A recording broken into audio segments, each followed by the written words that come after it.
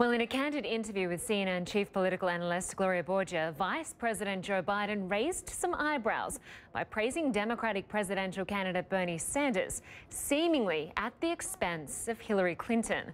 A just-released poll shows Sanders is leading Clinton in Iowa for the first time. Other polls show that he is widening his lead in New Hampshire. Biden says Sanders is connecting on the campaign trail because of his deep concerns over Americans that are squeezed by income inequality. There used to be a basic bargain. If you contributed to the profitability of an enterprise, you got to share in the profit. That's been broken. Productivity's up, wages are stagnant. Hillary's talking about that as well. Well, it's relatively new for Hillary to talk about that.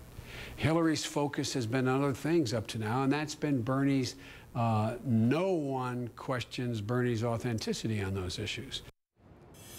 John Avlon joins me now from New York. He's a CNN political analyst and editor-in-chief of The Daily Beast. Good to have you on the program.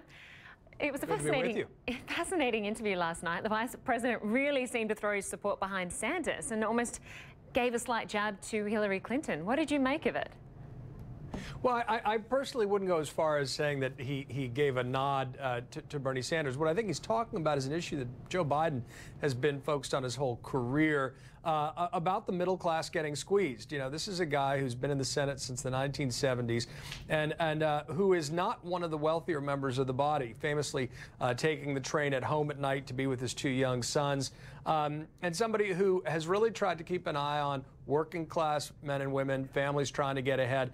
And, you know, while Bernie Sanders, as a democratic socialist, not a pejorative actual description of his political views, has been focusing on the fact that wages have stagnated for middle class workers in America for a long, long time.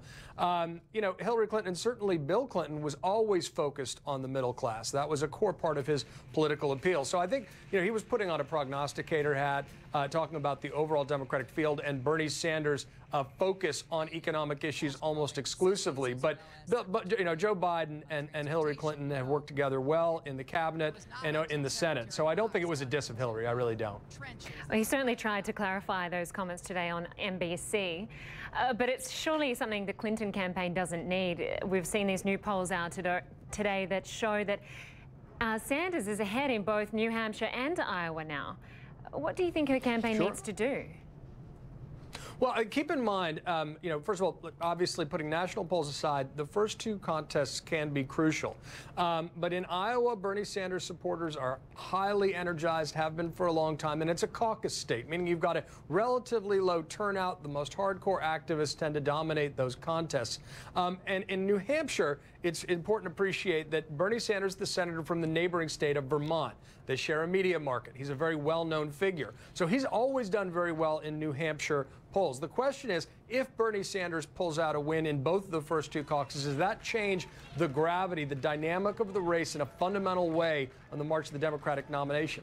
And do Democrats, as the field widens beyond small contests, feel that he would be a better general election nominee than Hillary Clinton? There's no national poll that said that. So while the activist base is more energized around a relatively small part of the base is more energized around the sort of populist appeals of Bernie Sanders, there's no national poll that's seen that makes him more likely to be the Democratic nominee than Hillary Clinton. That's just a reality.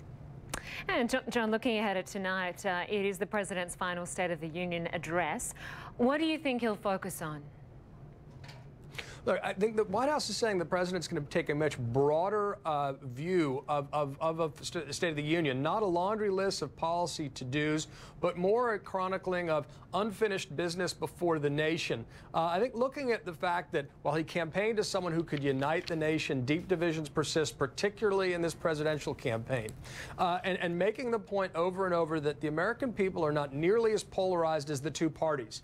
And he'll talk about guns and mass shootings. We know that that's all been a focus for him, particularly in the past several weeks. But I think he'll also really try to play it forward and talk about the tone and tenor of our politics and the way that that's bigger than anyone in office at any given moment. But the country needs to be bigger in our politics. And while the parties can get hijacked by populist elements, by their most shrill voices, that it doesn't reflect the ultimate American character or the obligation of democracy to reason together to solve problems.